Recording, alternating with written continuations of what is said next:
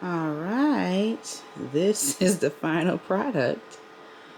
This is how you get ready to prepare to do your twist, your passion twist, or just to do some butterfly locks or even fox locks. So I just wanted to show y'all a quick little tutorial because this take time.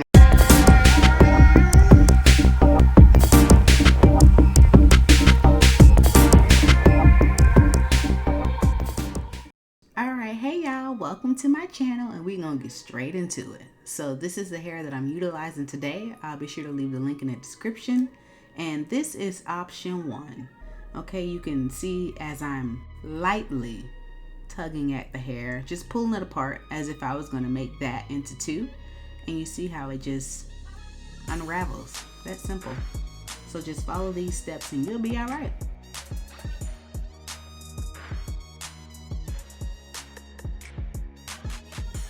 After I have completed that step, you see me just pretty much fluffing the hair out. The fluffier you have it, the bigger the passion twist will be, and I want mine super big and juicy. So here we have option number 2. This one's easy as well. As you see my hands, I am twisting the hair the opposite direction of the curl pattern. It is that simple, and it'll start to fluff out and look like this, which makes the process easier for you. So I'm just repeating the same steps on the other side. So now you just see me lightly stroking the hair by fluffing it out, as I did at the end of option number 1.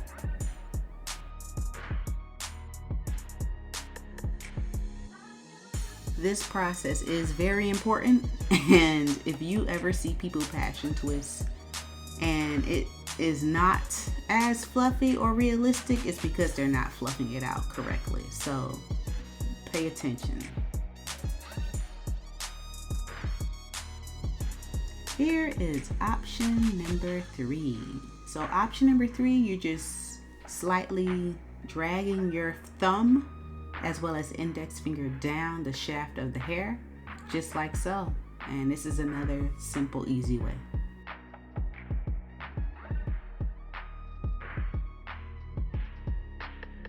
And again, after unraveling the hair, you see me fluffing it out as I've done in option 1 as well as 2.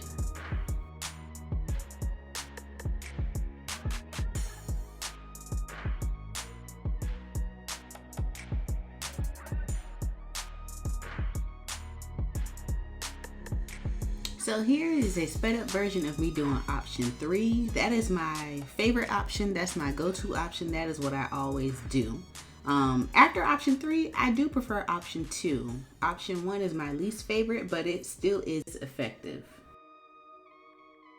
Now, I did notice with this hair that my hands started turning yellowish, and I know it's because the hair was dyed. So definitely, once you're finished with this process, you definitely want to go ahead and wash your hands. If you are going to be putting apple cider vinegar on this hair, then you can go ahead and do that. It should help with the dye, just in case you want to get rid of any chemicals that your hair may be allergic to. But that is another option maybe you can try before fluffing it out, and it may not do that. But maybe the next time I do my hair in a style before I install the hair, I can show this on camera to see and test that theory. So we'll see. Alright y'all, this is the end results. I truly recommend fluffing your hair out and prepping it before you get ready to install your hair, because it will save you so much time. This took about an hour, and I want to say 30 minutes, so definitely having this done already will knock your time down tremendously. So stick with me on my next video so y'all can see what I'm gonna put in my head.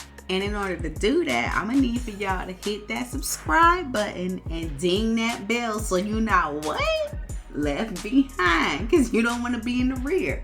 You don't want to be back there. You want to be up here with me getting this tea and this knowledge when I drop it. All right, I'll see y'all till next time. Bye.